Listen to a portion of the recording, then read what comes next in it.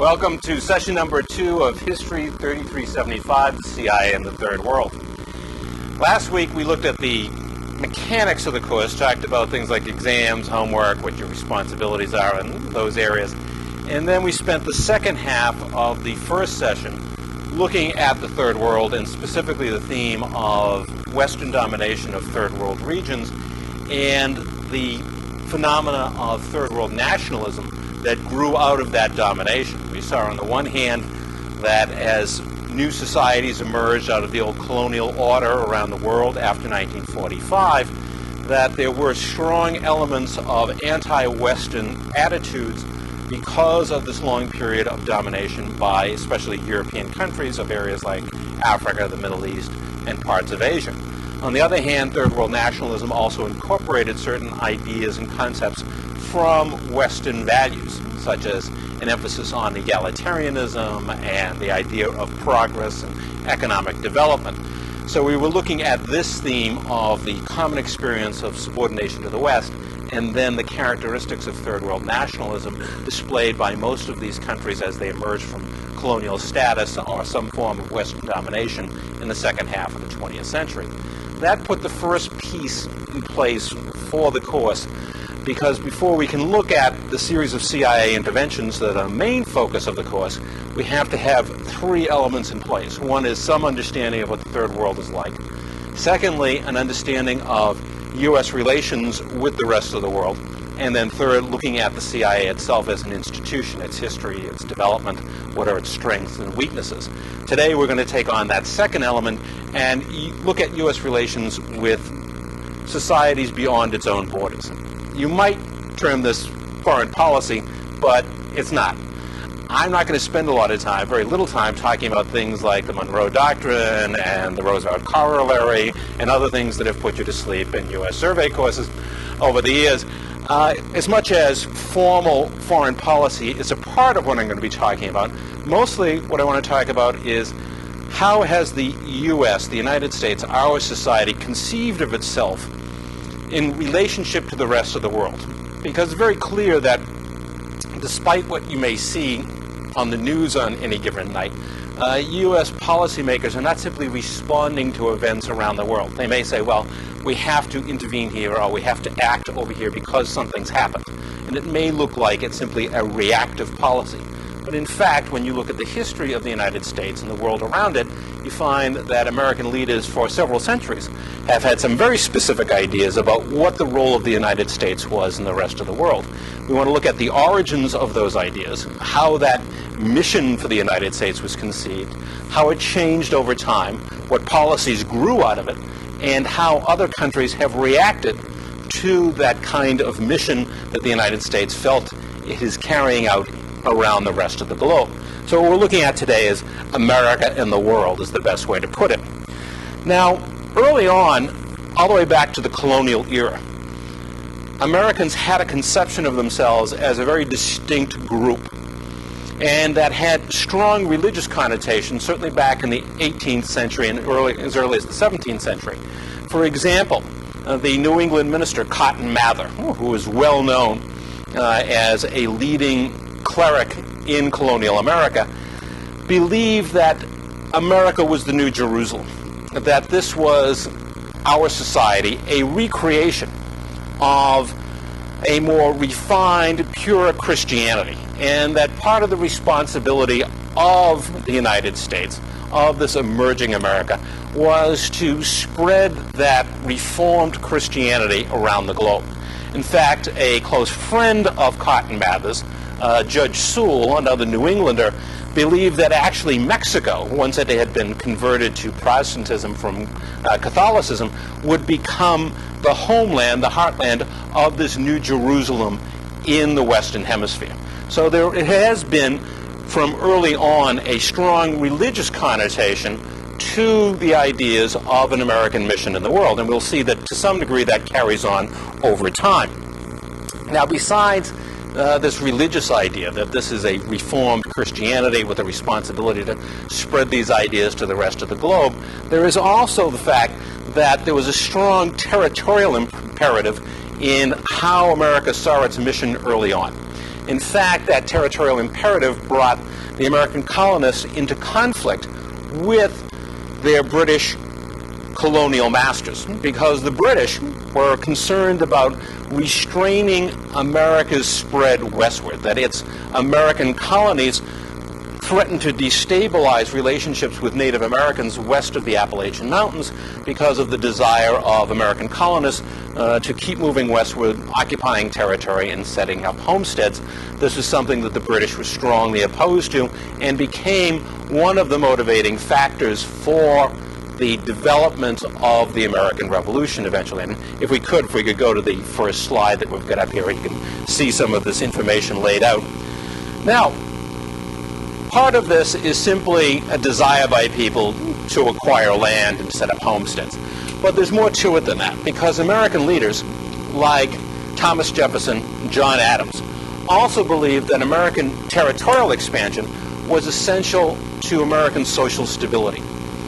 The way they looked at it was that inevitably, in a confined society, one that had sort of filled its geographical borders, there would develop disparities in wealth and social standing, rich versus poor, etc.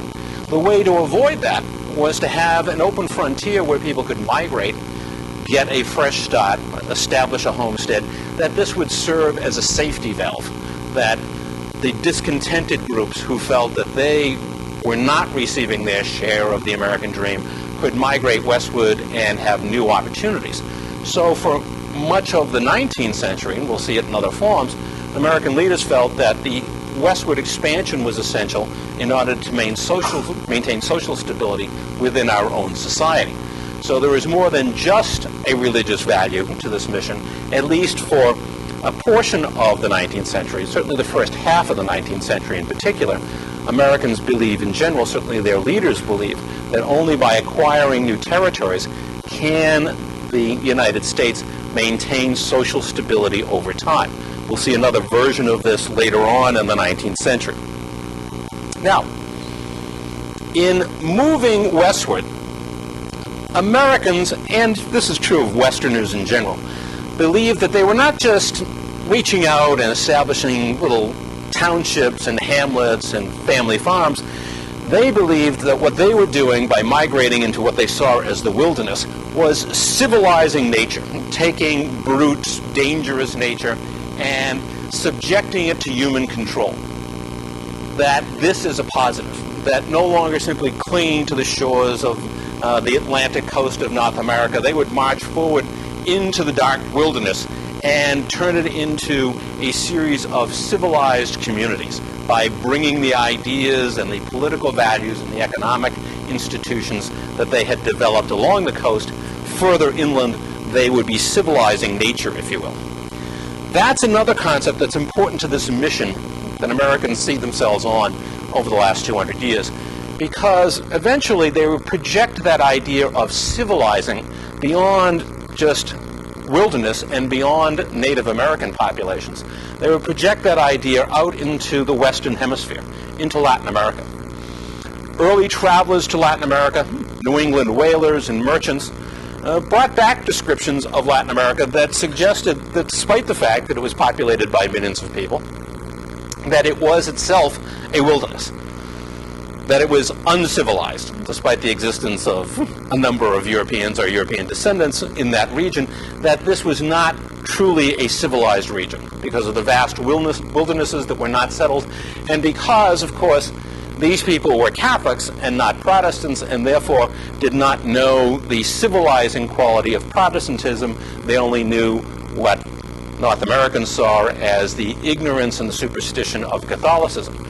So Americans are going to see themselves as civilizing not just wilderness, but other populations. But they're going to uplift these people and share with them the benefits, the positive values of their own society.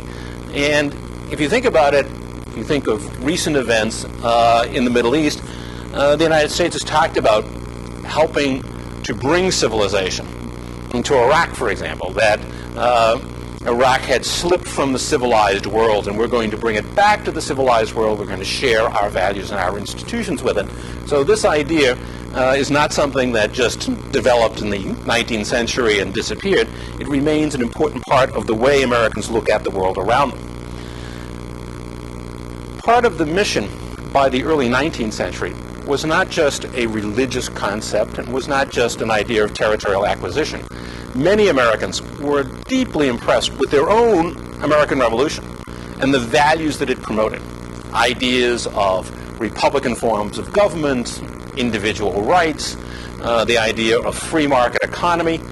All of these were ideas that many Americans were anxious to share with the rest of the world and felt that the rest of the world would greatly benefit by exposure to these ideas. Men like Richard Cleveland. Richard Cleveland was a merchant from Salem, Massachusetts, who frequently sailed to South America, particularly to Chile, carrying out trade, business relationships with Latin Americans. But in his voyages, he also brought with him copies of the American Declaration of Independence, state and federal constitutions, to share with Latin Americans who were still colonial subjects of Spain, because he felt that this was definitely part of the American mission. It wasn't just an idea of spreading Christian values, but spreading the civic values of the American Revolution. So this becomes another important element, that we have values regarding how economic systems work, how political systems work, individual rights. All of this is part of the idea that we will share with the rest of the world. However, as we progress through the early decades of the 19th century, it's clear that Americans don't necessarily see their nearest neighbors, the Latin Americans, as partners in this mission, but rather as the subjects of the mission. In other words, Americans are feeling like we're going to have to go in and show these people, not join them in a common Republican enterprise in the Western Hemisphere, but we're going to have to go in and change how these people think, how they do things. And the United States would begin to assert, particularly in 1825 with the Monroe Doctrine, its claim to have a right to go in and essentially be the dominant influence in Latin America during the 19th century. This was President Monroe's statement about the United States' prohibition against foreign interference in the Western Hemisphere.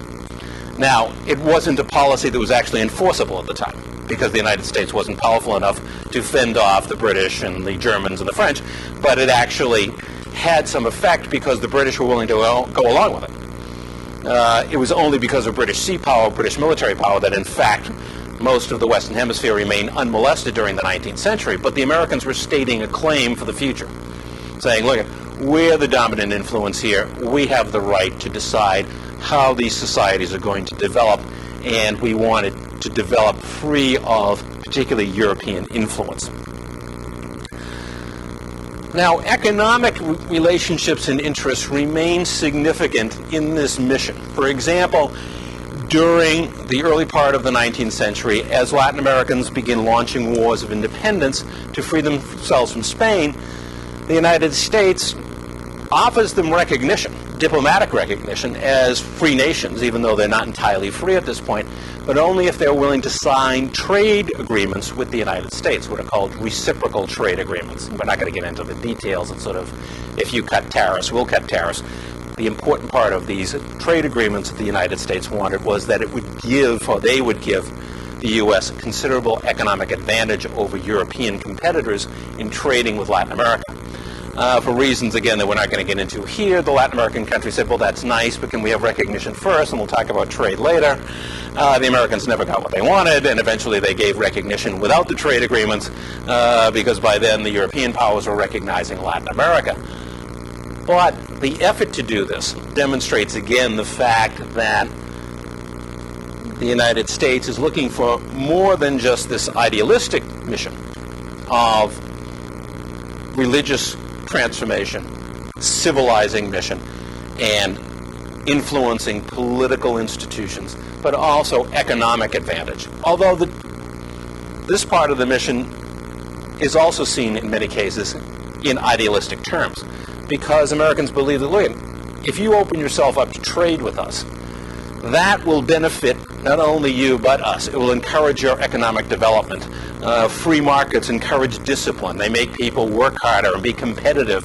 And Therefore, if you do open yourselves up to trade with the United States, you'll actually benefit. It will be part of civilizing your society, opening up to free market forces. Now, oftentimes in the early 19th century, U.S. envoys to Latin America weren't particularly diplomatic about how they went about this mission. One such individual is a man named Joel Poinsett. He was appointed as a U.S. envoy at various times in Chile and Mexico. Poinsettias that you buy at Christmas time, they're named after him. He brought them back from Mexico. A little bit of historical trivia. But Poinset's big deal was not so much selling flowers in the marketplace. He liked writing constitutions. And he went around to Latin Americans offering to write a constitution. In fact, he wrote a constitution and said, well, here, this works for us, it'll work for you. Needless to say, a lot of Latin Americans took offense at this kind of approach that, what do you think, we're idiots? We don't know how to write a constitution. We don't know what is best for our own society. And that kind of attitude was costly to Americans early on, that often they are seen as very presumptuous, that, well, look, we have the best society in the world, the best values, the best economic structure, so naturally you're going to want to share it, and we're more than happy to show you how we're going to do this.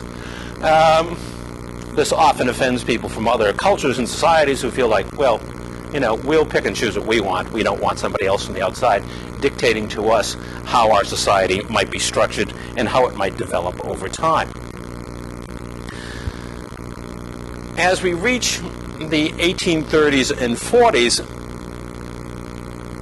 the territorial imperative that had been apparent earlier in America's history, all the way back to its colonial days when American settlers wanted to move west of the Appalachians, is reaching a fever pitch. It's reaching its culmination, really, as Americans move into the regions around and west of the Mississippi River, following the Louisiana Purchase, and also as they begin moving into territories further west, including the state that we now reside in, Texas, which was then a part of Mexico's territory. There is a compelling desire on the part of Americans to acquire land. One of the figures who's key in the history of Texas, Stephen F. Austin, was one of the people that helped facilitate this process. Austin's father, Moses Austin, had been a very well-to-do businessman at one time from Connecticut, who had lost much of his wealth and now sought a concession to settle colonists in Texas. It was Stephen Austin who would take up his father's business and settle thousands of Americans in the Texas territories of the nation of Mexico. This was not just an idealistic, I'd like to help out my friends. It was a business. And the basic idea was that you could acquire land in Texas very cheaply and divide it up and sell it to colonists and make a lot of money. It was land speculation. Just as you see around Houston today, people go out and buy up land for a subdivision. They divide it up into lots, and then they or somebody else builds houses on it, and you make a lot of money by subdividing the lots and then selling them off to people who want that territory. Same thing was happening back in the 19th century, except it was for the purpose of setting up farms. Land speculation in the United States was becoming a boom office business, and some of the key people in American history were involved in land speculation. People like Daniel Webster, the famous senator from Massachusetts, Stephen Douglas, known for his debates with Lincoln. These were people who worked closely with land speculators. They helped get legislation passed in both federal government and at state levels that would facilitate land speculation. Because if you're going to speculate in land, if you're going to buy up a huge chunk of land and then carve it up and say, well, now I'll sell it to farmers, well, nobody's going to come if there's no railroad running near it, right? Because you won't be able to ship your farm products out. If there's not a canal, at least. If there aren't other forms of infrastructure to support this kind of process. So political figures in the United States closely tied to the land speculators like Daniel Webster and Stephen Douglas helped facilitate this process. One of the things that happens, however, is that it's causing land values to go up. getting more expensive to buy land. Because of this, people are looking to regions like Texas, territories that lie outside what is legally the United States, because there they can buy land maybe at 10 cents on the acre, where it cost them $1 or more if they stayed within the United States itself. So one of the things driving this land hunger is land speculation, driving people to look for cheaper land where they can set up their farms, where they can once again afford to become small-scale farmers. Another factor driving it was the movement of slave owners from the Old South, the southern states along the East Coast, into the New South, states like Alabama, Mississippi, Texas, looking for land that was cheaper, that was still fertile, that had not been exhausted by cultivation for cotton, and moving millions of slaves across these territories along with them.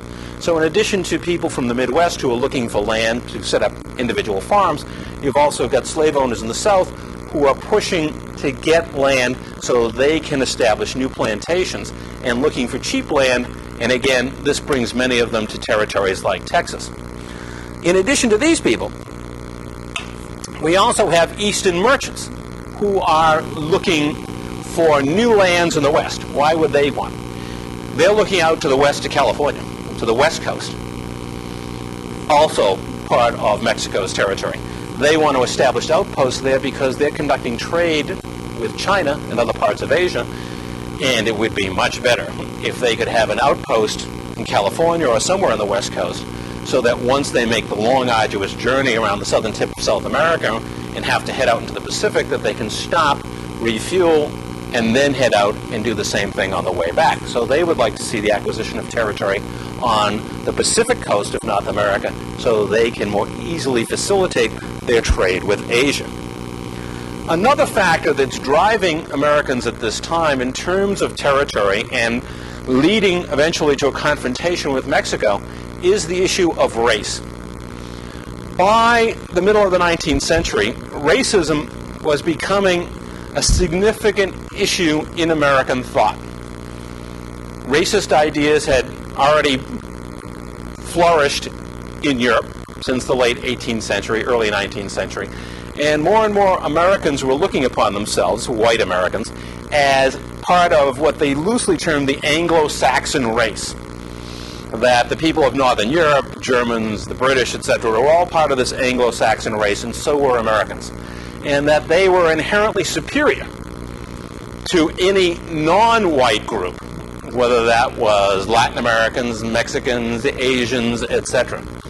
That therefore, that superiority would justify the displacement of other groups, non-white groups, non-Anglo-Saxons, because they are not civilized, whereas Anglo-Saxons are civilized. So the idea of race helps fuel the concept of manifest destiny. And again, that concept you hear very often in courses on U.S. history. The idea that the United States was destined to spread west. And it's not just a matter of divine intervention. In the minds of many, not all Americans, but in the minds of many, it's because white Americans, Anglo-Saxons, are a superior race. And therefore they have the right to displace other populations.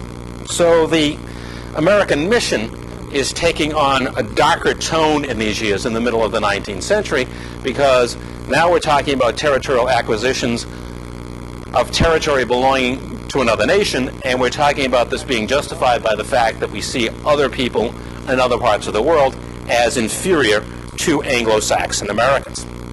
These forces together, the desire for land among small farmers, plantation owners, the desire for outposts on the Pacific coast among East Coast merchants, and this belief that Americans were part of, or at least white Americans were part of this superior Anglo-Saxon race, helped contribute to the war against Mexico in 1846.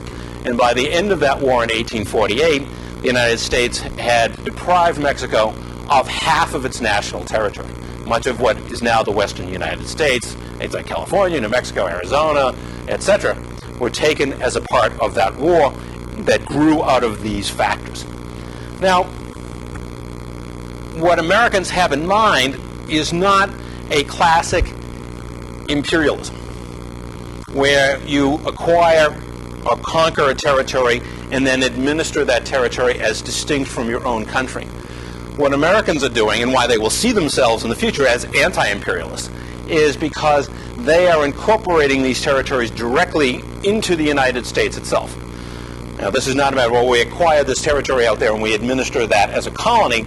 Instead, these territories would become part of the United States. But this was also going to be the end of this emphasis on territorial acquisition as part of the American mission. And the principal reason why territorial acquisition would take a secondary role in America's self-conceived mission to the world is that the United States was becoming bitterly divided over the issue of race, and specifically the issue of slavery. As the war with Mexico is ending, the conflict between North and South, between slave and non-slave states, is intensifying. In fact, the war in Mexico nearly led to a frustrated conclusion for the United States because of the bitter division over whether the territories acquired from Mexico would become slave territories or free territories. That division, which ran right up through the center of the federal government and would persist until resolved by the Civil War in the early 1860s, meant that from this point on, after the war with Mexico, it was going to be impossible for future administrations in Washington to actively seek additional territories, because immediately they would run up against a conflict over slave versus free. So the territorial imperative starts to fade in importance. It doesn't disappear, as we will see, but it starts to fade in importance because now the issue of race, the issue of slavery, haunts every possible decision about additional territorial acquisition. As I said, however, that doesn't mean the desire to add territories disappeared. In fact, there is a certain stimulation to acquire territories for this reason. The South in particular is concerned that, given demographic realities, that its power within the federal government is going to diminish over time because it will have fewer and fewer representatives in Congress. Congress, the House of Representatives, is determined by how many people are living in a state. The one thing that they could possibly do is maintain balance in the Senate if they could keep adding slave territories that became slave states. So if the federal government isn't going to act, that doesn't mean that some individuals in the South, and powerful individuals, people like Jefferson Davis, who was later was a member of presidential cabinets and later the president of the Confederacy, are going to encourage private initiatives to try to acquire territories in order to supplement the number of slave states in the United States. The people who took on these initiatives were known as filibusters. These people were essentially mercenaries who attempted to take over territories in Latin America, whole nations at times, and one of their motivations, though not the only one, was support that they were getting from slave interests in the South who wanted to see new territories added and wanted to see them become slave states. One of the places where this happened was in Cuba in the early 1850s. Narciso Lopez was a Spaniard who had lived most of his life in Cuba, become disenchanted with the Spanish colonial government because, while the rest of Latin America had achieved its independence, Cuba remained a Spanish colony. He wants to free Cuba from Spanish control, and to do so he looks to American support, and he will find it among American southern slave owners who will back his expeditions. In 2 expeditions, he will take small groups of armed men, never more than 200 or so, and seek to invade Cuba on the premise that his invasion will spark an all-out rebellion across the island and lead to the ouster of the Spanish rulers. Now, Southerners see Cuba as a perfect territory to add because Cuba already is a slave society for more than half a century. Slavery has been a widespread institution in Cuba because Cuba has become a major producer of sugar, and hundreds of thousands of slaves were working on Cuban sugar plantations. So all they have to do is get their hands on Cuba, and immediately no one can deny that it would have to be a slave territory and a slave state because it's already a core institution of this society. Now, Narciso Lopez is significant to us not just because of where he fits into this sort of mission as it evolves in the 19th century of American interests in civilizing other lands but also acquiring territories. He's also significant for this reason, that the basic premise of what Narciso Lopez wants to do is the idea that you land a small group, heavily armed men, on the shores of Cuba, and they trigger an uprising that ousts the government. Narciso Lopez tries this twice. The second time, he and the Americans that went with him were hunted down and put in front of a firing squad, ending Narciso's career. A little over 100 years later, a group of men in Washington, D.C., working for an institution called the CIA, said, you know, if we trained a small group of armed men and had them land on the island of Cuba, that would trigger a rebellion that would overthrow the government. Apparently they never read about Narciso Lopez. In 1961, they carried out their plan. We call it the Bay of Pigs. We're going to come back and see why the CIA would think that this plan that failed so miserably on the same island over 100 years earlier would somehow work in 1961 when it was such a disastrous failure in 1851. So Narciso Lopez has significance not only for our mission of the United States, but also for events involving the CIA later on.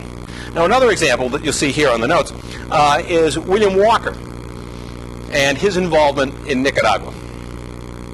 Can we go back to the...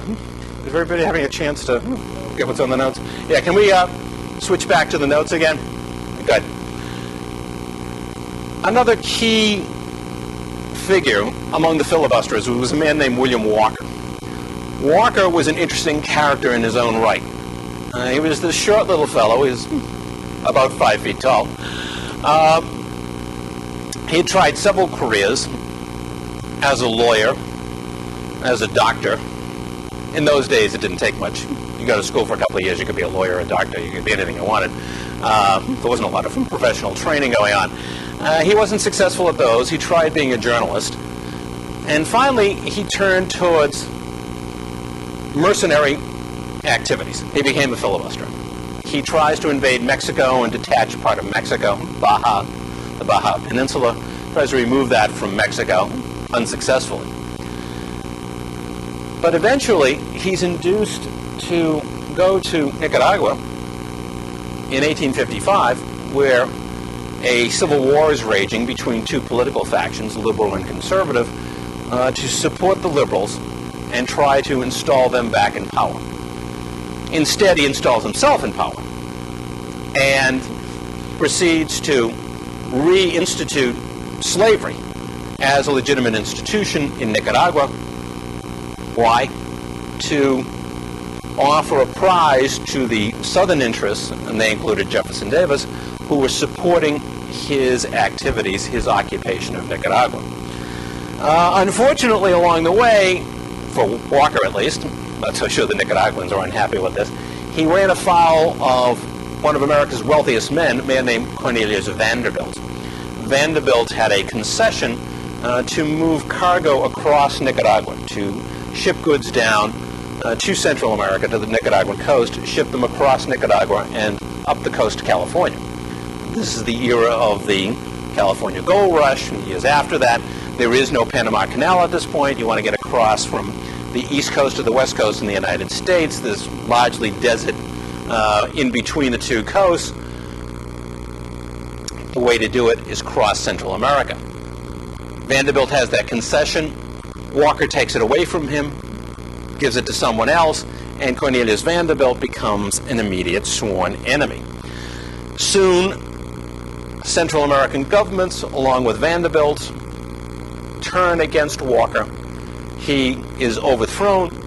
He will try on 2 other occasions to return to Central America to again seize territory and establish his own little empire. The last time around, he's put in front of a firing squad and executed.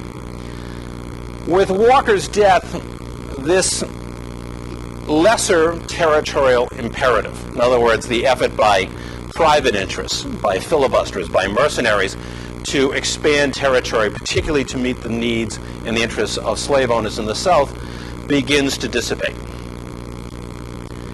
It's clear that without the support of the federal government, which is impossible given the divisions within the United States at this time, these expeditions turn out largely to be harebrained schemes, that the future is going to lie somewhere else than in the sort of megalomaniac visions of people like William Walker.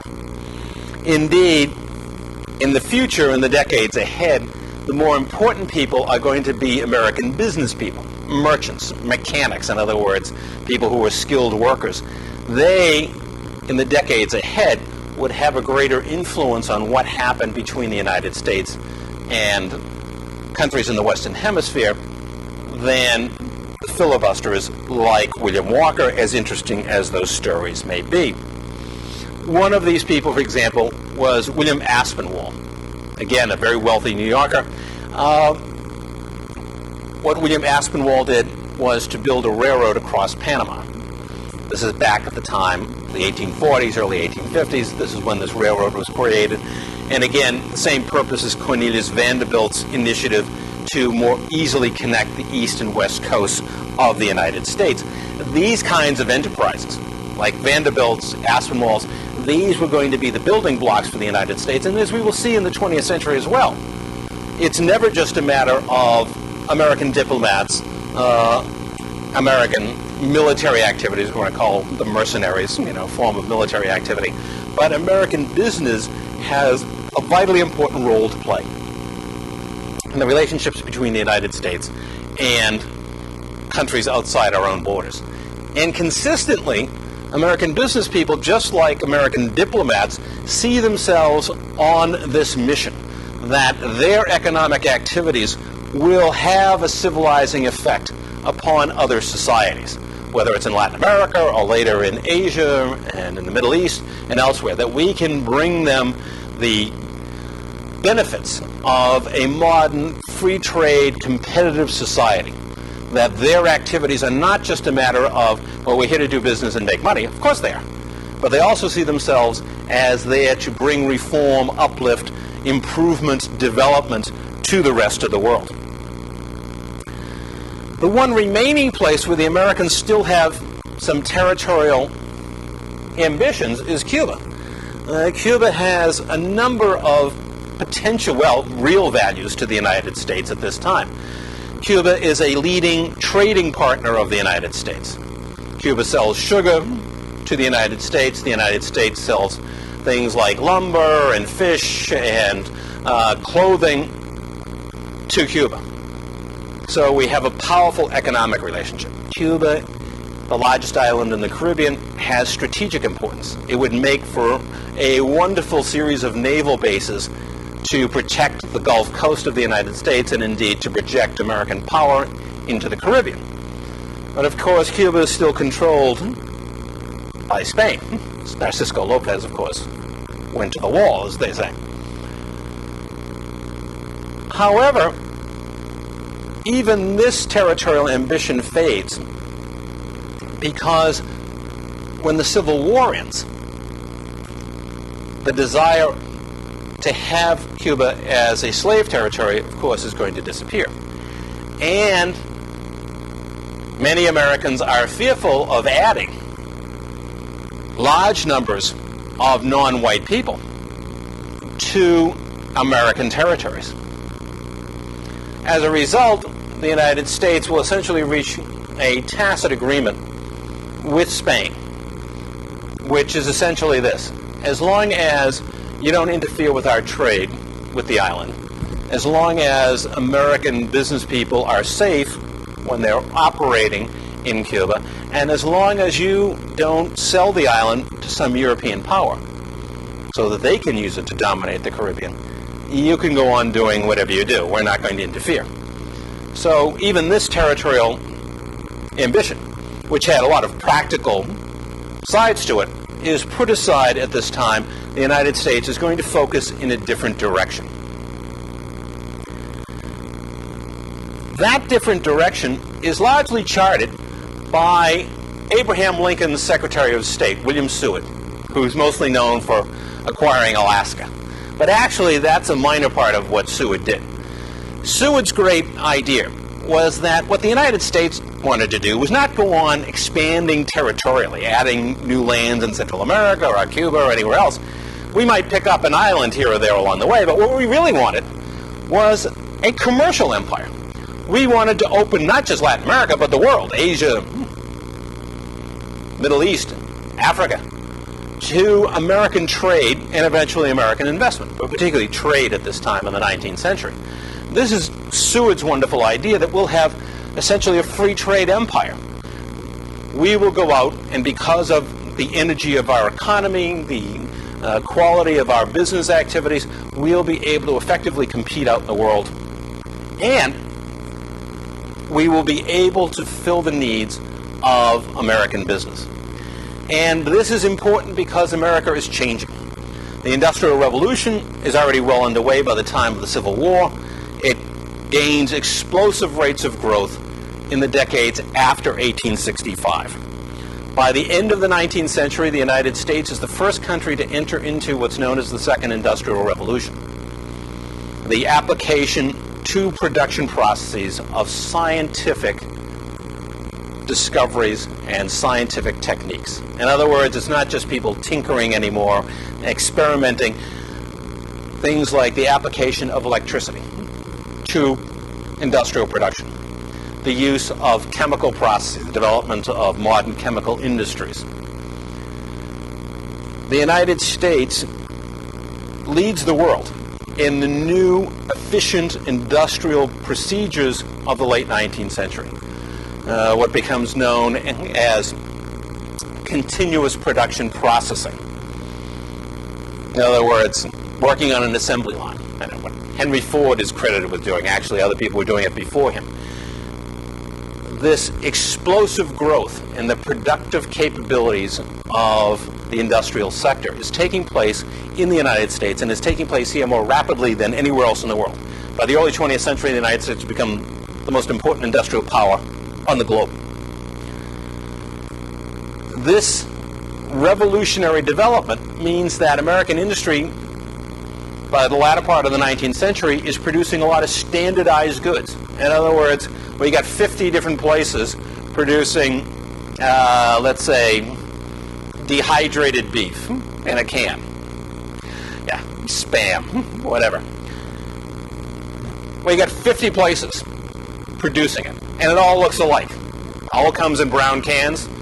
They all contain brown meat. There's not a lot to distinguish one can from another, whoever produced it. So the main competition is price. So the American economy is faced with problems because the way to compete is to lower your price. Well, at some point you reach a stage where you can't lower the price anymore because your production costs are going to bump up against the lower price that you're trying to charge for these goods. Now, part of the solution over time, particularly by the early 20th century, will be the development of a consumer economy. In other words, expanding consumption in the United States by convincing people that they want to be in a consumer economy, that they want to spend most of their time acquiring goods in the marketplace, acquiring services there, rather than producing them themselves. Move away from self-sufficiency towards consumption. That will be part of the solution. But in the meantime, people like Seward and those that followed him saw a very real danger in oversupply, overproduction of goods. They saw America racked in the second half of the 19th century by social and political upheaval. Massive strikes by workers. angry at this rapid process of industrialization, angry at low wages, angry at the economic crises that periodically hit the United States and that were seen as crises created by oversupply. So, much like Jefferson and Adams, people like Seward looked at what's starting to happen and say, well, we need to expand. We need to move beyond our own borders. But we're not going to do it. Adams and Jefferson, well, we have to acquire territory. They can get a little farm. That's not the solution anymore. The solution now is to expand overseas commercially. Then we can sell this excess production overseas. The basic motivating force is still, we want social stability at home. But instead of trying to achieve that through territorial acquisition, now we're going to achieve it through a commercial empire. And this becomes the new focus for the United States, to seek markets overseas to ease crises of oversupply. And by the turn of the century, we'll also be looking for cheap industrial inputs, in other words, raw materials. Yeah, we produce most of them here in this country, but we can produce many of them overseas more cheaply. Copper, okay? Cotton, other products of this sort that can feed American industry with cheap raw materials and make it more efficient. So both of these motivations are going to drive the United States to seek overseas commercial development. Now, to do that, of course, it's going to take partly the initiatives of American business, which is happening. American business is reaching overseas. But the American government is going to become more aggressive in protecting American interests overseas, in establishing its position and defending and fostering American investment and trade in the rest of the world. One of the places we will do that is in Cuba. In 1898, as you'd know from American history, the United States becomes involved in a war in Cuba when the Cuban people rebel against colonial rule in 1895, and eventually the United States intervenes in 1898 and seizes the island. A variety of motives drove the United States to do this. Part of it is concern for the Cuban people and their suffering during this war. Part of it is a pragmatic concern, and that is protecting U.S. interests in the Caribbean. If we don't seize the island, somebody else might. We had this tacit agreement, this unspoken agreement with the Spanish. Well, they're not keeping the agreement anymore because the island's unstable, American interests are at risk, and some European power might intervene, so we'll do it first. So we will have the strategic advantage. And finally, we will protect American interests there. And indeed, the United States would occupy Cuba for the next several years, the next 3 years, and would shape the island's institutions, as we will see, because we're going to come back and look at Cuba specifically when we look at the Bay of Pigs intervention, would shape a series of institutions to benefit American business, so that American business would invest hundreds of millions of dollars in Cuba because of the set of institutions and laws that the United States left behind after 1901. So the U.S. government is taking a more aggressive approach to all of this. And it is becoming an instrument to protect businesses like the Guggenheim brothers, who run the largest mining empire in the world at this time, the United Fruit Company, which dominates the production of bananas in Central America and in the Caribbean. This leads to a steady process of what was known as gunboat diplomacy.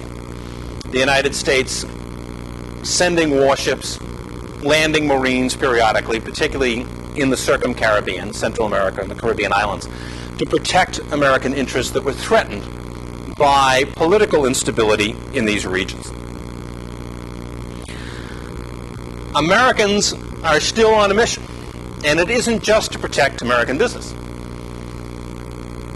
American presidents see themselves, people like Teddy Roosevelt and Woodrow Wilson later on, American presidents see themselves civilizing these societies, intervening to end political unrest, to install what they believe will be viable political institutions for the future to provide stability, and they believe by encouraging American investment that they are providing another assist to the civilizing of these societies, because American business will bring the kinds of economic growth and development that these societies need. So yes, there is this very pragmatic reason for intervening in places like Cuba and later places like the Dominican Republic and Haiti, and that is to protect American strategic interests. But there is also the desire and the belief that in promoting American business, we are also promoting a civilizing mission. That we're not just doing it by sending copies of the American Constitution down there by some merchant anymore. Now we have an aggressive program where the government will go in and try to reshape political institutions, where American business will come and provide through its activities supposedly improved economic growth and will help provide the civilizing influences that are needed, both through the political system and through the economic system that are needed, it is believed, in these societies. Now, part of this reflects the fact that as much as the American government is more aggressive now, as we reach the early 20th century, nevertheless, it still wants to maintain a relatively limited role in foreign affairs. Okay, if we have to go down and send the troops in here or there, we'll do it. But we want to limit that involvement. So, still conceiving of itself as a free market state, in other words, a government that interferes as little as possible in its own society and elsewhere. Much of what is to be done is to be left to business. Americans investing overseas, they will carry much of the burden of the civilizing mission. Another important aspect of this idea is what is called dollar diplomacy, that we can help maintain stability in these societies by gaining control of the international finances of these societies. We will loan money, or private banks, like J.P. Morgan, what we now know as Citicorp. They will loan money to these countries, and by controlling their finances, we can help stabilize these societies and help accelerate the civilizing mission. Now, this whole process was conceived as an alternative to a territorial empire. As much as we may intervene in Cuba and Haiti, and we invaded the Philippines as part of the war with Spain, the idea is not to acquire vast territories. We don't want to create colonial empires. But rather, we want to intervene and use American business, American loans, and if necessary, some intervention in the political establishment to reform and civilize these societies and create an economic empire for ourselves. Along the way, we will have to have a few outposts. For example, when we left Cuba, we left ourselves in control of Guantanamo Bay, which we still have today, as a naval outpost. And so too in the Philippines, we would establish naval bases. So we're going to establish a few territorial outposts, but those are meant just to assist naval expansion to protect our commercial empire, our economic empire. But this is the vision that Americans have by the early 20th century, that they are still on a civilizing mission. A mission that now involves perhaps some tinkering with political institutions in other societies, and certainly bringing to them the benefits of American investment, American trade, the ideas of American free market. So the government is more aggressive, but still wants to leave much of the civilizing mission to American enterprise. As far as the globe, because most of what we've talked about up until now is about the United States and the Western Hemisphere. But the Western Hemisphere is really a sort of laboratory, as the United States experimented with, well, how do we deal with other societies? This is a place that we could have a growing influence over. And we were going to use some of these ideas over time and apply many of them to dealing with other parts of the world. And if we go to this next slide here, you'll see that by the early 20th century, we have conceived of a policy that it will have broader implication than just the Western Hemisphere. The open door policy. And you will hear this applied specifically to U.S. policy towards China in the early 20th century. That's true, but it has much larger implications than just China. The American perspective was this, that as they looked around the globe, by the end of the 19th century, they saw what we talked about last week, and that was the explosive growth of European colonialism. Europeans were gobbling up Africa. They were establishing colonial possessions in Southeast Asia. They were coming to control the leading coastal cities of China. So there was this massive, expanding European colonial system. The Americans are going to be opposed to that. Some of this is rooted in our history that we were the product of an anti-colonial rebellion. Americans had long suffered from the disadvantages of colonialism because they were excluded from trading with various parts of the world because of colonial policies. But there's also a practical side to it. And that is the Americans believe, and they are not wrong about this by the early 20th century, that they have the fastest growing, most efficient economy in the world. They're opposed to colonialism because they don't want other parts of the world simply being shut off to them. What they are going to promote is internationalism. Open up the world. Open up all economies to free trade. And not only to trade, but to the exchange of ideas. We believe our ideas about Republican forms of government, individualism, competitiveness, that these are the best ideas in the world. So that if there is going to be a competition of values and ideas, Americans believe they're going to win. So let's open the world to the spread of these ideas. And if there are alternatives that people want to suggest, fine. Then let's compete in the free marketplace of ideas as well, not just the economy, because we think we're going to win.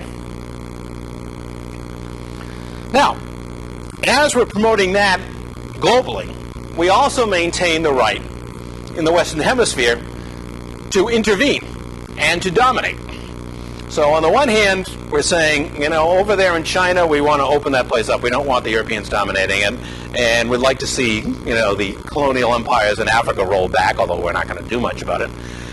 But when it comes to the Western Hemisphere, we still adhere to the Monroe Doctrine. We still say, hey, this is our Western Hemisphere, and if there's instability someplace, we have a right to intervene there.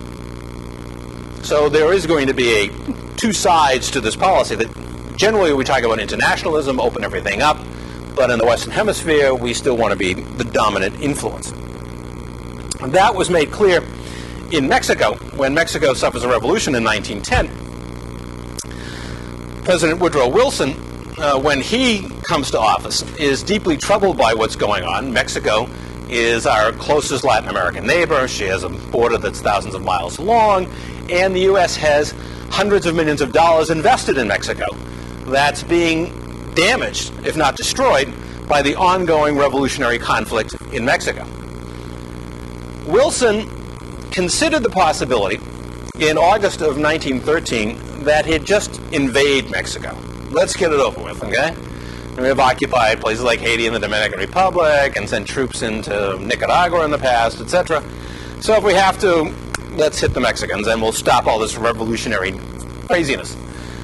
Only his military advisors said to him, well, okay, we can do that, but it's going to take a couple of 100,000 U.S. troops, and it's probably going to take 3 or 4 years to pacify the place. Along the way, it's going to cost us tens of millions of dollars, and the American public really isn't crazy about this idea.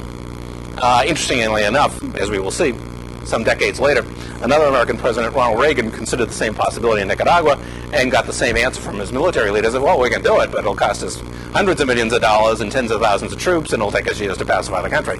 So he backed off as well. But at the time, Wilson says, okay, well, I guess we can't do this because it'll be too expensive and it'll tie up our troops. But in April of 1914, he came up with an alternative.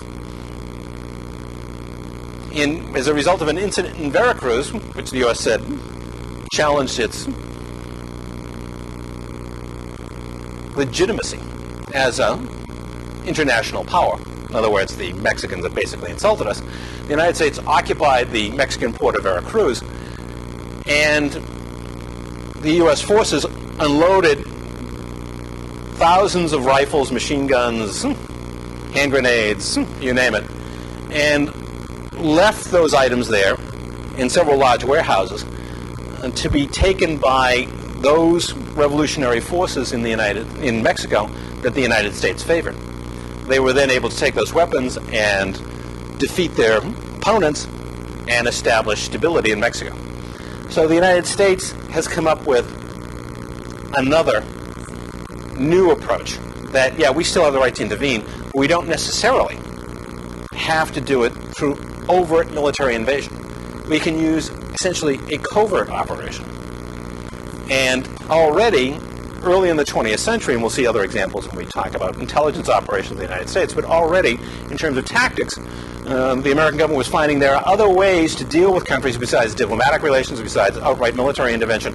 There's something called covert operations that can work pretty well, too. So even early in the 20th century, the U.S. government was experimenting with covert operations, although at that time it was largely limited to the Western Hemisphere.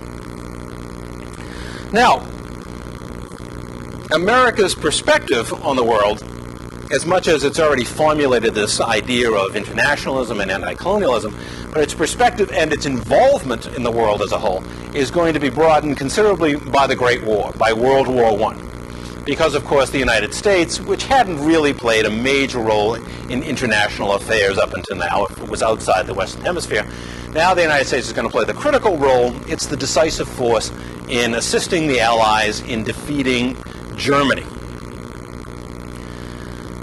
Out of that comes Woodrow Wilson's effort to commit the United States to a highly activist internationalist policy. Now, we talked about internationalism and anti-colonialism, but now Wilson wants to do more about it. And in the aftermath of the war, he formulates his famous 10 points, which are supposedly points on which Europe can be reconstructed, and supposedly points which will help create the basis for a peaceful international order after the war. But the most important part of those 10 points for Wilson, and indeed for many of the Europeans, was anti-communism. What Wilson was really concerned about in formulating the 10 points and trying to establish the League of Nations, etc., was to fend off communism. Because the Russian Revolution had occurred in 1917, and now looming over the Western world is the threat of the newly emerging Soviet Union and the ideas of communism. So another new element is added to what is the American mission to the world.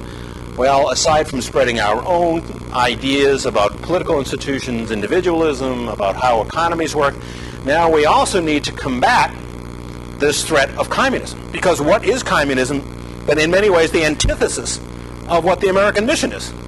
Now, they don't want capitalism and private initiative and private property. They're communists. They don't believe in republican forms of government. Their government is totalitarian. So in many ways, those points, subsumed in a larger document of 14 points that Wilson eventually writes, are focused on fighting off this new threat to the American mission that's developed in the form of the Marxist revolution in the Soviet Union. In addition, the modern state, and I'm speaking here not just of the United States, but of European powers, state systems have taken on enormous authority during World War I. During World War I, governments in England and Germany and France and the United States and elsewhere took virtual control over their own economies, decided what was going to be produced, what couldn't be produced. They controlled communications. They could censor any media source. They took control of the lives of their citizens. And if you're even suspected of being a subversive, you'd be arrested like that and thrown into jail. enormous powers are vested in the modern state during the war. And while many of those powers would be relinquished, at least in the West, after the war, nevertheless, an important precedent was being set that modern states could, in times of total warfare, in times of what were considered imminent threats to their safety, assume enormous powers. And that is what's going to happen in the United States. Much of this will subside at the end of World War I, but as we will see in later years, as the Great Depression hits, the threat of World War II, the threat of the Cold War, the United States government is no longer going to be that free market state that says, well, leave it to private business to do everything, or as much as possible, we'll just tinker around the edges. More and more, the government is going to take on a larger and larger role in the national economy, but especially for our purposes, in international relations. Now, as Wilson is formulating these ideas,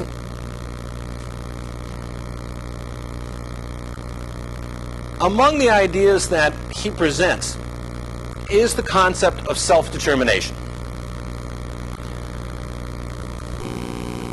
However, when Wilson thought about self-determination, he thought about it in terms of how to redraw the borders of Europe, because there were a number of confusing problems with different ethnic groups, what constituted a state. This is the time when they forged what became known as Yugoslavia out of a variety of Balkan principalities or state systems. They were trying to sort this mess out, and his guiding principle should be self-determination. People should decide, are they going to constitute an independent state? Are they going to merge with other groups, etc.? And this is one of the principles, one of his 14 points, that he presses on European leaders at Versailles, at the peace conference after the war. However,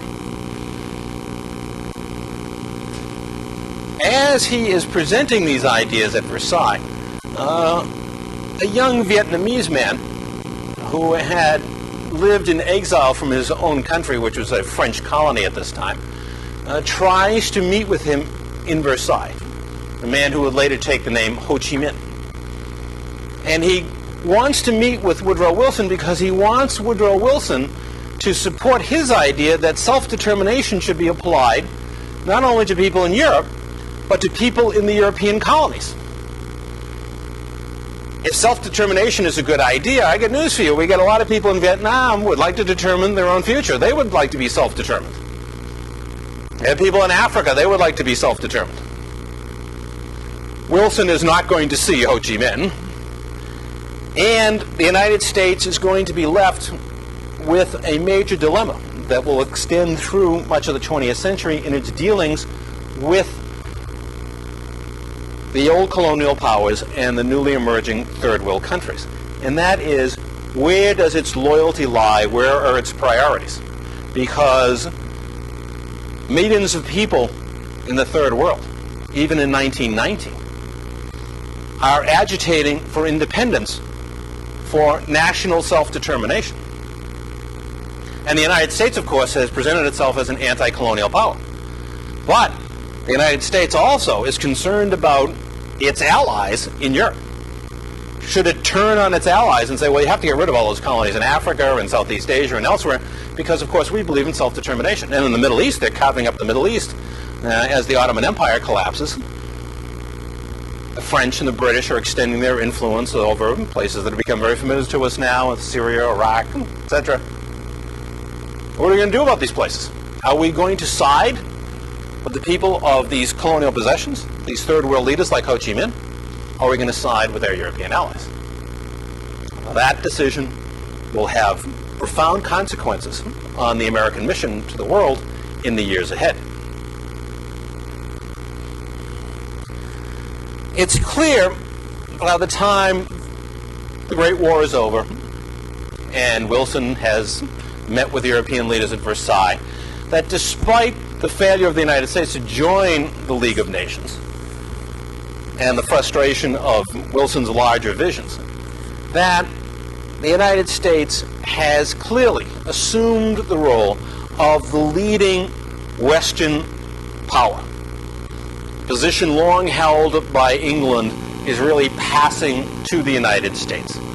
For a very long time, Britain, as we saw when we talked about the Third World, was the dominant military and economic power on the globe. Now it's clearly the United States. So the torch has been passed, and now we are the most prominent, most aggressive representatives of Western societies, Western ideas. The United States is now the world's leading financial power and industrial power. We far outdistance the British and the Germans as an industrial power. Now, instead of London being the financial capital of the world, New York City is now the financial capital of the world. The American economy is marked by these new corporate giants like Standard Oil, General Electric, Coca-Cola, vast modern corporations with highly efficient productive capacities and marketing systems. They are well into the process of creating in our own society a consumer society based particularly on the development of modern advertising. And a consumer society is important to understand because it's not just a matter of, go out and buy something. Because people say, well, people have always gone out and bought stuff. Now, back to the Middle Ages, back to time immemorial, people bought stuff. That's true. But the idea of a consumer society is to sell the idea that the consumption of stuff in the marketplace is the source of human happiness. This isn't just, buy my candy bar or my sneakers or whatever, my car, because it's good. It's buy it because it'll make you happy. This is a profound idea about the human condition, and it becomes a central idea in American society by the early 20th century and a vital part of the American mission to the world to spread these ideas. How are human beings to find fulfillment? Well, we're not suggesting necessarily that they should abandon religion, but we are saying that here in this world now, you want to be happy? You buy sneakers, okay, that make you run faster. You buy a breath mint, keep you from knocking over your neighbors with your bad breath. Okay? You go out and swill beer all night and chase half-clad people of the opposite sex or the same sex down the beach. This is what will make you happy. This is the message of consumer society, and this becomes part of the American mission, that this is one of the basic principles that we want to share with people around the world. That the way to achieve human happiness, this isn't just a matter of political institutions, or not just a matter of a capitalist economic system, but a society that sees human fulfillment coming through the acquisition of products and services in a marketplace. This is as much a part of the American mission by the early 20th century as any ideas about republicanism in political forms or capitalism in economic forms, is the idea of a consumer society. And we will see, as much as we think it's a wonderful idea that just can't be beat, it is not always welcome with open arms by people around the globe. Many people will. I mean, one of the great successes of the American mission in the 20th century has been to spread the idea of consumerism. But as we will also see, many people see this as an abomination. That for them, human happiness comes through self-denial, by distancing oneself from the material world. The American message is, no, you want to immerse yourself in the material world. That's how you become happy. So as much as it's part of our American ideals and values and dreams, and we have spread it around the world, and it has received positive reactions in much of the globe. I mean, where can you go today that you can't find a pair of American-made sneakers or blue jeans, etc.? As much as that is true, there is also considerable conflict in the rest of the world over whether this is indeed a set of values that they want to see promoted in their own societies. So the American mission is not going to be without its conflicts. And as we will see in the second half, the United States will face some serious challenges from other parts of the world, especially the Third World, as it continues to promote this mission after 1945 and throughout the second half of the 20th century. We'll see that kind of conflict and some of the roots of these conflicts when we come back in a couple of minutes for part 2 of today's second session.